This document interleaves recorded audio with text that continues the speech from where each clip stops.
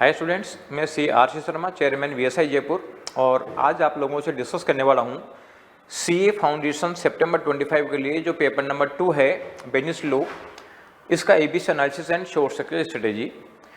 ये पेपर ऐसा है जिसमें फाउंडेशन के मैक्सिमम बच्चे जितने फेल हो रहे होते हैं, ये मान के चलेंगे 90% बच्चे लॉ की वजह से फेल होते हैं।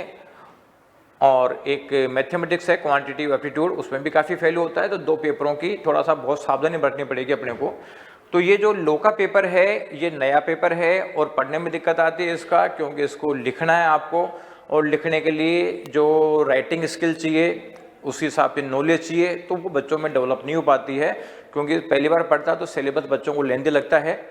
तो यहाँ पे आप जब एबीसी एनालिसिस देखोगे तो उसमें ए कैटेगरी में वो चैप्टर है जो अच्छा स्कोर करने वाले हैं और इजी हैं, जो लिखने में इजी होते हैं।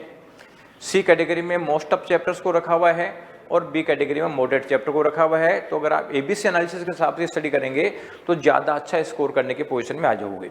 तो आप इसका फ़ायदा उठाने के लिए ये वीडियो पूरा देखें, अपने दोस्तों को शेयर करें, साथ ही बीएसआई का यूट्यूब चैनल सब्सक्राइब करके बेल आइकन दबाएं, जिससे कि इंपॉर्टेंट वीडियोज आप लोगों को मिल सके।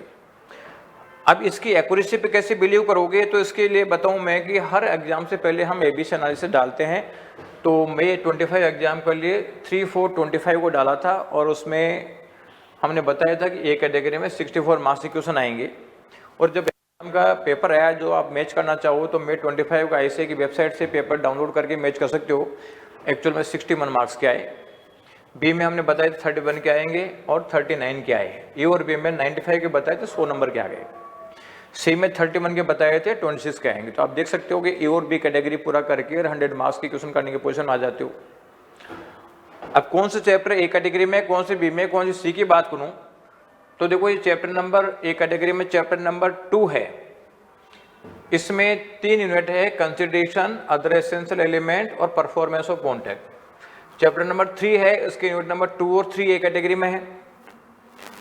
4 है उसका, ये चैप्टर नंबर 2 और 3 ए कैटेगरी में है। चैप्टर नंबर 6 है कंपनीज एक्ट 2013, ये आपका ए कैटेगरी में है। तो 64 मार्क्स का वेटेज ए कैटेगरी से है। बी कैटेगरी से बात करते हैं तो आपका नेचर ऑफ कॉन्ट्रैक्ट है, यानी चैप्टर नंबर 2 का unit number 1 nature of contract, 6 है कंटीजेंट कासी कॉन्ट्रैक्ट, 7 है कॉन्ट्रैक्ट ऑफ इंडेमनिटी, 8 है बेलमेंट एंड प्लेस, 9 है एजेंसी। ये आपके बी कैटेगरी में है। चैप्टर 3 का यूनिट नंबर 4 बी कैटेगरी में है। चैप्टर 4 का यूनिट नंबर 1 है बी कैटेगरी में, तो 31 मार्क्स का वेटेज बी कैटेगरी का है।